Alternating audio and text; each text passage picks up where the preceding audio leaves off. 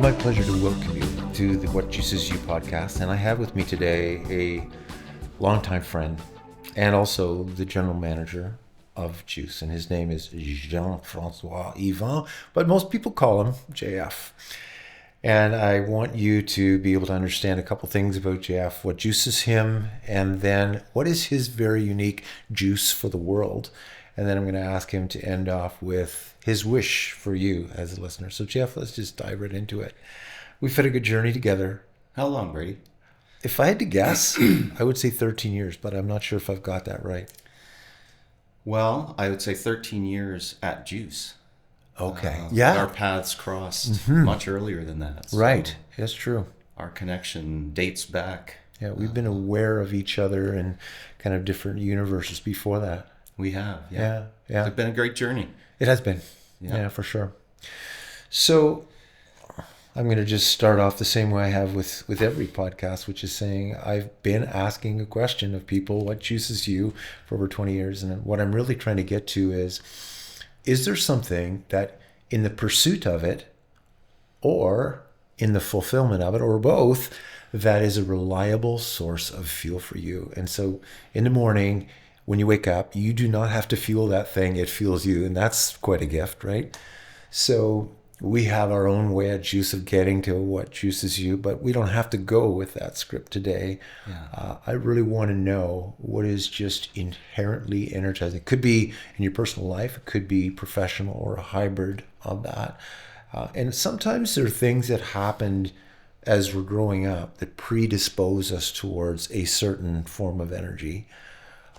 I didn't have connection, and so I ended up, because of the lack of it, prizing connection and quality connections very strongly.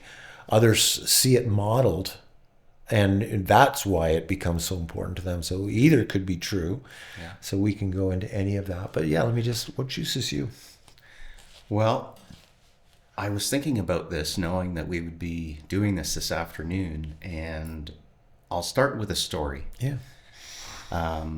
In college, I played basketball. Yeah. And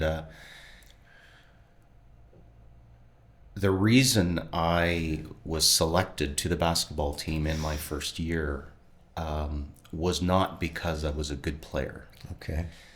In fact, I was probably, from a skill perspective, I was bottom of the selection. But what I remember, my coach, when he eventually did select me, it had come down to 2 for the 13th player. Okay. He had picked me over a player who had a higher level of skill than me. Yeah. And he had told the team, I'm picking him, or I'm picking you, because you work hard. And I was reflecting on that today and how that and maybe other moments, because I do think the things we are rewarded for also build the fuel that we gain and then that we give to the world. Totally. And so I wrote earlier, I was reflecting ahead of this podcast, and I was thinking about, I'm really energized by work. And I mean work in the broader sense of the term. Yeah. Like not going to work, not my job, although that's also very energizing. But just when we think of work, you could think about it, from a physical sense, like force times distance. Yeah. And so I often find myself in seeking to do work, whether it be very physical at home, or just stepping to something gritty at work that is going to require perseverance and effort. Yep. And on the end of it will be the reward. And I used to think that, I was all about achievement, and lately I've really been more aware of the fuel that progress brings. Right. I've got a story inside my head that is a yes and story. Work, stepping into things that are gritty, need effort, and seeing what comes out of that in terms of progress or creating support for somebody else. But I have this story in my head about you that I see you stepping into that in service of contribution. And so I'm not trying to refute what you're saying, but I do see wherever you turn, you are making a contribution. And it seems to be, for me anyway, never with a sense of resentment, never with a sense of that is a burden, that's an extra thing. It's always this sense of joy around contribution. Now, I'm putting words in your mouth, so tell me whether that rings true or doesn't ring true. Work and contribution, how do they work together if they do? Well, you literally just took the words off of the page in my reflection. Okay. Because as I think about progress in service of what, is it just, is it progress for no point at all? Right. And I think I've come to the conclusion that what I bring to the world, what I can bring to the world, is not always based in skill, although I'm not self-deprecating, but I wouldn't consider myself the most highly skilled person. But the work that I'm willing to put in, the effort, Yeah. and the service towards others, those in combination are just a real source of fuel for me. Mm-hmm. So I just love leveraging my own innate ability to work Yeah. towards helping someone achieve their goals. So let's go into what is the material benefit for those you serve, those you contribute to, those you help achieve their goals? Because sometimes what that can look like is I'm able to autonomize somebody so they're not having to be reliant on other people to get a question answered or to figure out the tech. You've come alongside, and I see you doing this all the time, somehow materializing some sort of structure.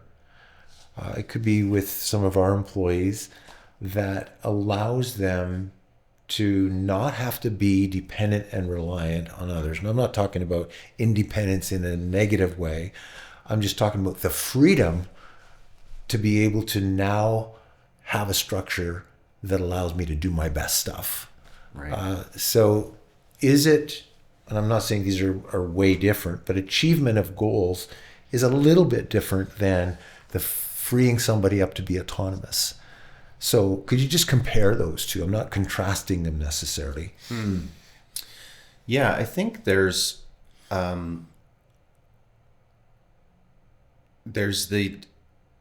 the effort required to contextualize Yeah.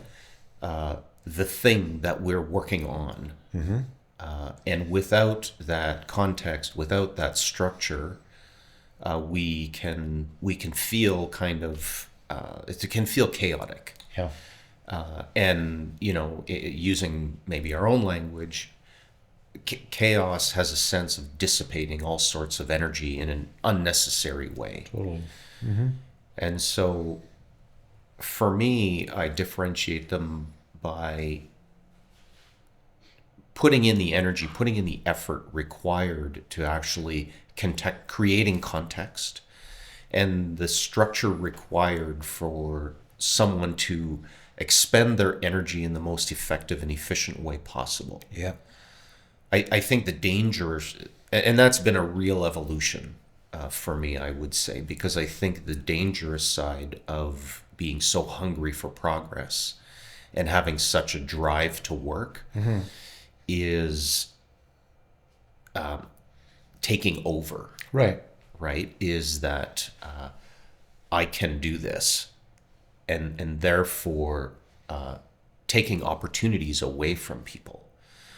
And so, in my later years and through my own kind of development, becoming more aware of I can actually use my own strengths to help people autonomize, to help people achieve their goals on their own without me having to just put more effort in. Yeah. So what I've witnessed, JF, is you very intentionally stepping back.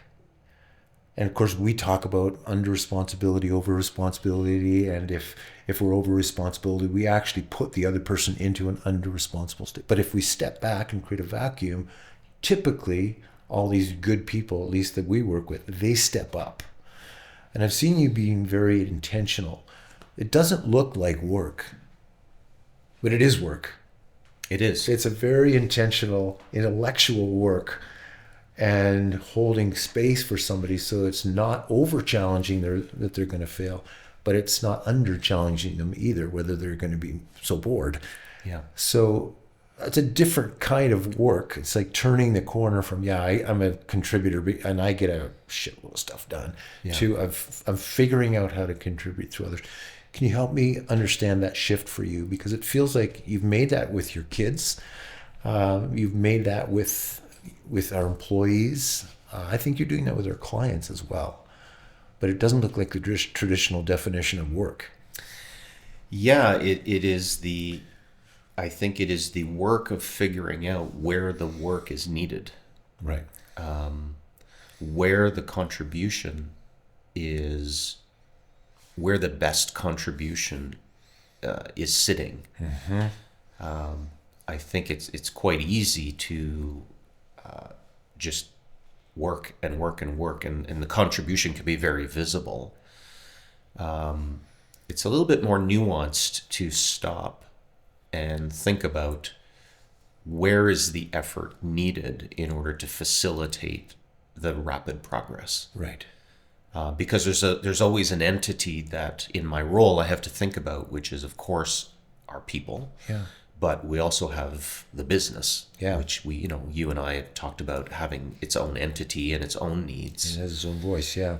And so, when we think about where is the effort needed, is it valuable for someone to spend the effort on this, or does it just need to get done? Mm-hmm. And so that in and of itself is work, to try and figure out where work is needed and who actually should do that work. It is. You shifting from doing more of it yourself to stepping into that more highly nuanced and higher level executive function work of where does the contribution need to happen. My guess is that could leave you with a vacuum of, I just need to go and do some demolition or something. Yep. Thankfully, you've got a massive renovation happening right now. Yeah. And I have pictures of you with is it Nathaniel was helping you out? Yeah. Busting off lath and plaster and filling up like 3 or 4 big containers. So could you talk about the interplay between work and the work that you do in your personal life and the work that you do when you're working out, and how all that works together to juice you? Yeah. Yeah. Yeah, it is a constant struggle. I have I'm not sure what the right word is, a leaning towards doing work. Right. Often to my detriment. That my winning strategy, if I can call it that, is just work. Muscle through. Yeah. And I've got lots of energy for it. I've got lots of desire. I think you're right. It's a very, very rare moment that I will resent it because I always choose it. Yeah. But that doesn't always mean it's energizing. Right.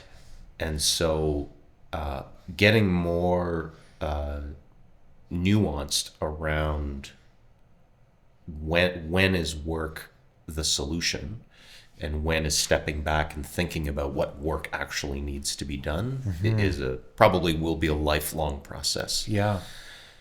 For me. And Yes. certainly I know when I am probably under higher levels of stress, I actually need work. So that could look like I need to go and do a hard bike workout. Right. I need to go chop some wood, or I need to take a sledgehammer to some lath and plaster. Totally. I mean, that's a very focused kind of, 3-week time frame. Right. Yeah. Or I need to go, work on these accounting entries. Yeah. Because they need to get done. Yeah. And so, I think there's different ways to use work to fuel. Like, I actually structure my days based on type of work. Okay. So I always start my days with very rapid, short, achievable sprints of work. It might be follow-up emails or things that I can get done very quickly. Yeah. And the reason I do that is that tends to fuel my morning. I see. Each time something gets done, it adds a little bit of energy. Yeah.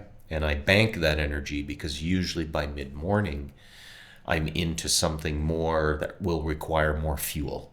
Yeah. More thought, more conversation, more connection with someone. Those things are inherently depleting. No. Just they require more fuel. Yeah. And so I actually try and structure my days now around ensuring that I get enough of just the pure hard work to fuel the things that require it. It's interesting. So, metaphor of the battery, it's kind of counterintuitive because you're knocking off quick, achievable tasks, and one could think that's going to take the battery down. But for you, the exact opposite is happening. Yeah. Your battery's getting filled up. You and I had a conversation around rest and recuperation and just how different they are. So for a guy who leans into and has a proclivity to work is the solution for everything, and really feels quite comfortable, and it's not onerous to you. It is like pure joy to you. Yeah. Maybe work is the rest, and I think I hear a little bit about that. But are there times when you go, what's juicing me is actually going to require some pulling back and resting? And maybe that's still you riding your bike or whatever. But I think I hear times when you're just out in the forest, you're walking, you are, swimming in Sandy Cove or whatever, and that there's a revitalization that happens there that you're pretty intentional about as well, I think. So could you talk to me a little bit about now the difference between, the revitalization I get out of knocking off achievable tasks, that fills my battery, but this also fills my battery. And so talk to me about the rest side of things. Well, I should probably have one of my daughters here and Tamara, because I honestly really struggle with rest. Okay. In many ways, I honestly even have struggled to connect to what it is. Like recently, Olivia, our middle daughter, and Tamara have been asking, what are you doing for self-care today? Right. And I keep getting it wrong. Wrong answer again. Yeah. So, and so it's an interesting piece of learning, right? To think about that, what I would articulate as self-care to someone else, like it's not even in the ballpark. And so I'm also recognizing that I can easily go on work overdrive. Sure. To whether it's I've had a few long days at the office. The stuff needs to get done at the house. I want to get a workout in. Yeah. And before I know it, in the short term, it's all energizing. But it's taking its own toll. Yeah. And so it is something that I definitely struggle with, is recognizing when the work, even though I'm not resentful, even though I am choosing, even though I feel good about it, Yep. it's moved from being energizing to being depleting. I mean, I think of Achilles in a sense, right? Like Right. your greatest asset is also your greatest vulnerability. Yeah. When Walk with Juno is on your to-do list and say, check it off, like, yeah, got that done.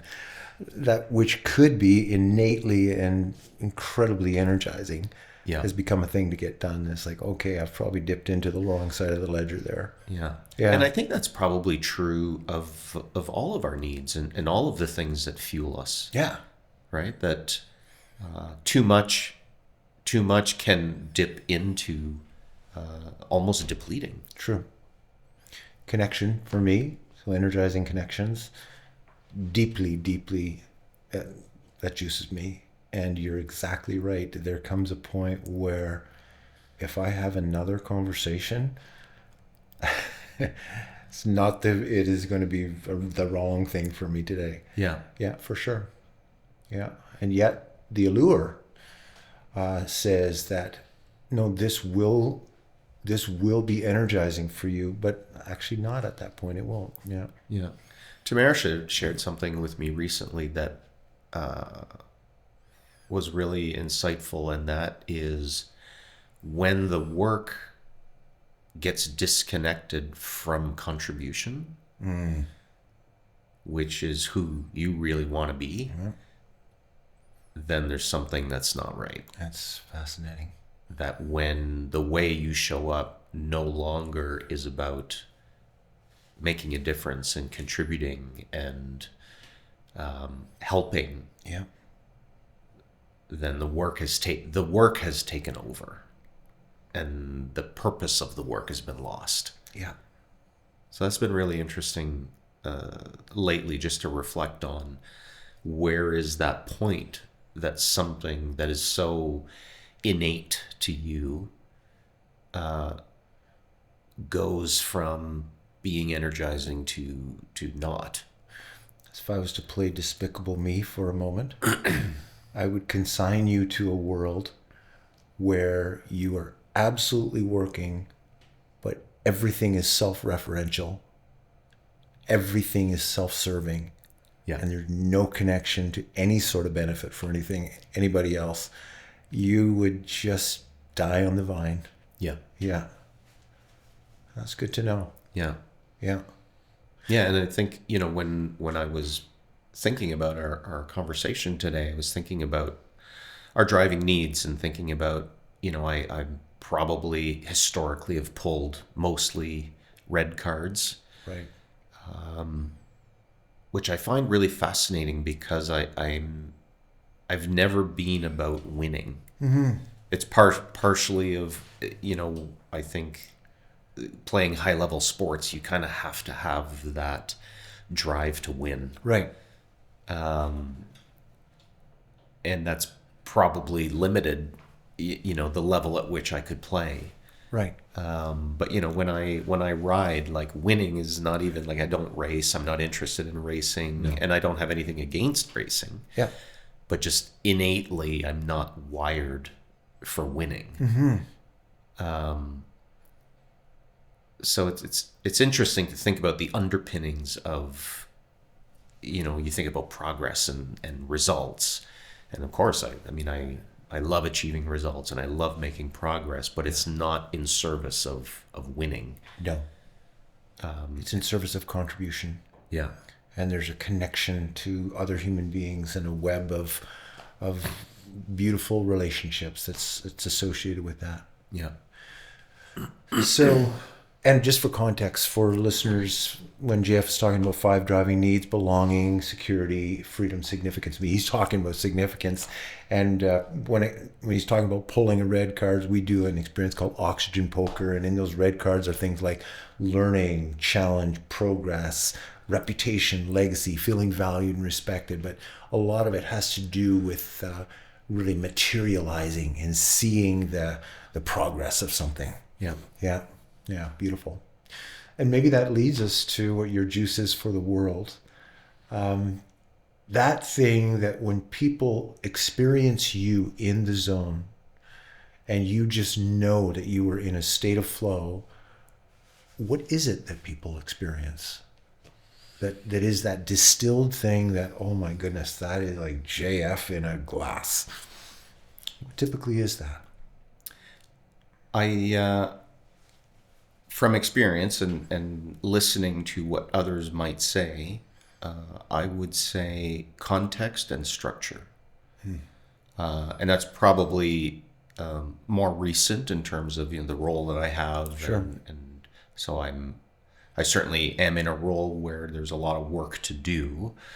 But I would say when I am in the zone and I am contributing to the success of others, what I really bring to the table is the ability to synthesize context and create simple structure within which people can be brilliant. Yeah. I see that so often when we're in a brainstorming session and 2/3 of the way through, you are putting post-it notes on the wall, and there is a framework that's emerging that helps coalesce everybody's thoughts and gives direction to how we move forward. You're materializing, you're structuring, you're creating frameworks. Yeah, and that's a gift that not everybody brings, that's for sure. Yeah, and I love that word, materializing. Yeah. I think that's a really nice combination of context and structure. Right. Yeah. Yeah, I would just violently agree that that is at least one of your amazing juices for the world. Yeah. And maybe you could just comment on this, but there are times when we're on a call with a client and the same thing happens where they don't necessarily come and say, we want this program. Often not, and that's not how we really roll anyway. Yeah. We're always on the whole spectrum of let's just take it off the shelf and force fit it to no, let's just completely create it from nothing. We're somewhere in here. Yeah. But often there is some materialization and structuring and framing that needs to happen. And I see you listening in that way, actually, that you're always looking for what can we put in front of the client. And I know that sometimes when you read a proposal, like they are just stunned by how heard they were. But not just because there's nice words on the page, it's because they're seeing some sort of a framework and something become material. So do you see yourself in the sales role, which you're our major sales guy, this materialization and structuring and context, is that a big part of your role there? I would say it's probably 90% of my role. Yeah. And because we're not in the widget business, it's actually not my job to determine what widget will best fit the problem. Yeah. My job is actually to help identify, in fact, what is it that we're trying to achieve. Right. And what we're trying to achieve lives in a certain context, a certain time, certain parameters of what's happening around us. Mm-hmm. And it lives in a certain set of objectives. Yep. And I think that's where I can help materialize solutions because I understand the alchemy of what is juice. I can, if I can help a client articulate or materialize what it is they're trying to do, and they can feel heard in that, then the alchemy kind of reveals itself. It does. So rather than trying to constantly listen for, is it this program or that program or this program, it's actually something I don't even think about. Right. I spend 90% of my time thinking about, do I understand their context? And do we collectively understand what it is we're trying to achieve? And then the rest is kind of, like I said, reveals itself. Yeah. It's interesting because I love the word alchemy. And I think a lot of people would say that we at Juice are alchemists. And it can sound like, oh yeah, that's so ephemeral and that is so ethereal. It's just like magic. And I mean, it can feel like magic, but what it really is just taking all the molecules and particles and realigning them to create a different structure. That's right. Right? That we take the base and we turn it into something precious. That's right. We take something which is common and we turn it into something rare. And I think that there are all kinds of widgets and training programs, and the ability to take lead and turn it into gold. It's just that materialization that you're able to do.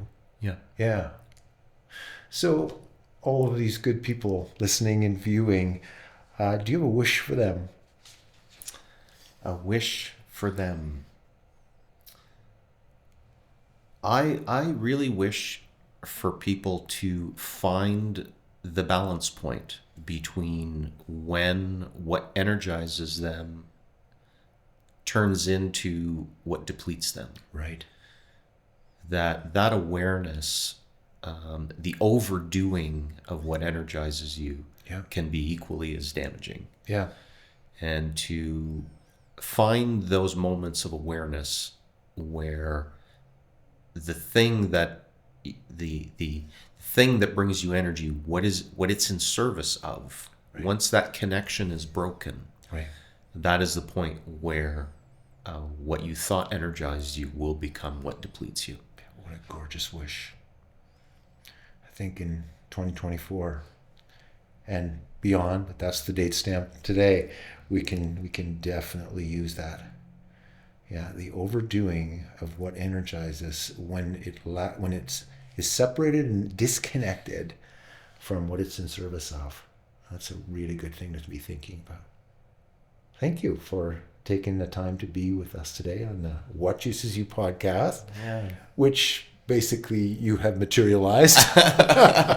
So thank you for that. And thank you. I'm so grateful for your input today to our listeners. Thank you. I'm very grateful for our friendship. Yeah, me too. You've been listening to JF Hivon. He's the General Manager and Executive Salesperson at Juice and my good friend. Hope you enjoy your day.